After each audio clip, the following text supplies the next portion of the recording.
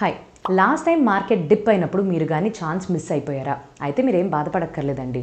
Next time అసలు market డిప్ని miss అవ్వకుండా ఎటువంటి ఆపర్చునిటీస్ ఉన్నాయి అనే దాని మీద ఈ షార్ట్తో మీ ముందుకు రావడం జరిగింది. మొట్టమొదటిది ఇప్పుడు కానీ చూసినట్టయితే నిఫ్టీ తన యొక్క ఆల్ టైమ్ హై నుంచి 13% డ్రాప్లోని నడుస్తుందని తెలుస్తుంది. సో ఇలా మార్కెట్ పడిపోతూనే వస్తుంది. ఇటువంటి డిప్కి గురైన మార్కెట్ నుంచి మనమేమి నేర్చుకోవాలి అని అంటే ఒక మంచి ఇన్వెస్ట్మెంట్ పెట్టుబడి చేసే ఆపర్చునిటీ అనేది ఉంటుందని తెలుసుకోవాలి. అయితే నిఫ్టీతో పాటు నిఫ్టీ 50 అంటే ఫండమెంటల్గా స్ట్రాంగ్గా ఉన్న కంపెనీస్ ఏదైతే నిఫ్టీ 50 జాబితాలో ఉన్నాయో అవి కూడా దాని యొక్క 52 వీక్ హై నుంచి 25 to 40% తక్కువలోనే ట్రేడ్ అవుతున్నాయి. ఇటువంటి ప్యాటర్న్స్ అబ్జర్వ్ చేసినప్పుడు ఇటువంటి ఒక మార్కెట్ డిప్స్ అనేవి వచ్చినప్పుడు మనందరికీ కూడా తెలిసిన విషయమే ఒక మంచి స్టాక్స్లో కానీ ఇన్వెస్ట్మెంట్స్ చేస్తే అది మంచి ఫలితాలను ఇస్తుందని. కానీ ఆ మంచి స్టాక్ని ఎలా ఐడెంటిఫై చేయడం, ఫండమెంటల్స్ని రీసెర్చ్ చేయడంతో పాటుగానే మీరు జాగ్రత్తగా ఒక బ్రేక్అవుట్ కోసం మార్కెట్ రివర్సల్ ప్యాటర్న్ కోసం అబ్జర్వ్ చేస్తూ ఉండాలి.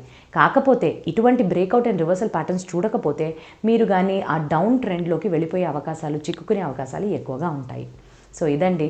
Thank you. మా గ్రో తెలుగుని ఫాలో చేయండి.